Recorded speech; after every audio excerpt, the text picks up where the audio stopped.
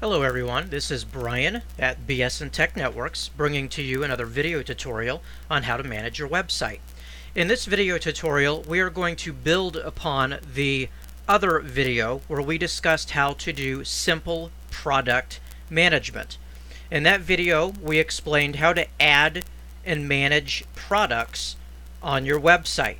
We went through how to give them a title, how to put in a description, assign them to categories, add photos, and also give it some pricing. In this video tutorial is going to focus directly on digital downloads.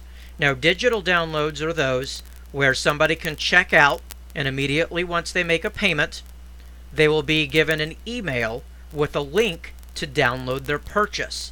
Those examples might include PDF files, music files, or things of that nature. First of all, if you have not received your login information for your website, please reach out to us at BSN Tech Networks and we will provide that information. After you have logged into your website portal, you will see something similar to what you see on your screen. We are using an example website, and you can see that the e-commerce capabilities have already been set up and installed on this site. So we're going to go to Products, and we're just going to add a new product. That way we can go through how to do this. So in its entirety, let's start by putting in a product name. So I'm going to just call it a test product.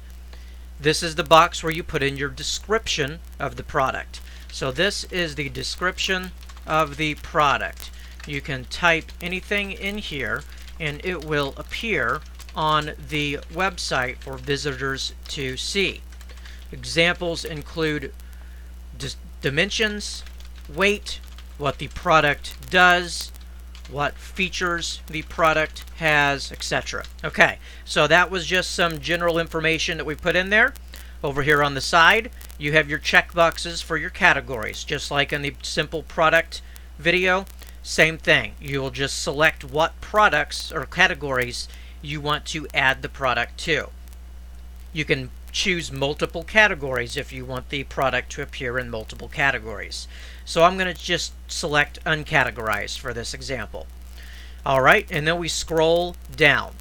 Now if you remember right, we had a place where we could put in pictures of the items. So as you scroll down further, you have that here, set product image. You click on that and it shows you pictures that you've previously uploaded of the items. If you want to add another picture that you do not have on the website yet, hit Upload Files, and then when you hit the Select Files button, it will open up a window for you to select a different picture to use for that product. So we've already covered that part in the prior video, and this video specifically for the product downloads. So in this area you see product data.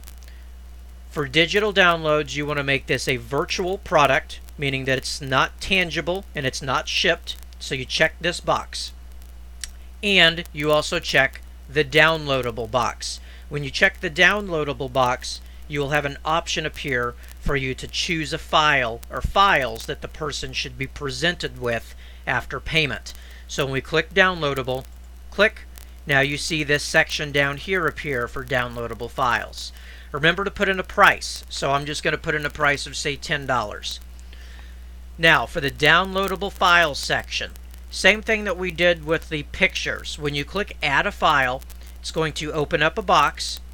Went over here for the choose file. It automatically puts you on the upload files, and then you can select files from your computer. Now in this example, I'm just going to choose one that I've already uploaded to the Media Manager.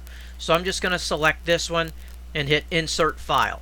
So automatically you can see that the address to the file is put in here, and you do need to give it a name as well. So how about I just put in a name of Simulator. So you can put in whatever you want there, but it does need to be filled in.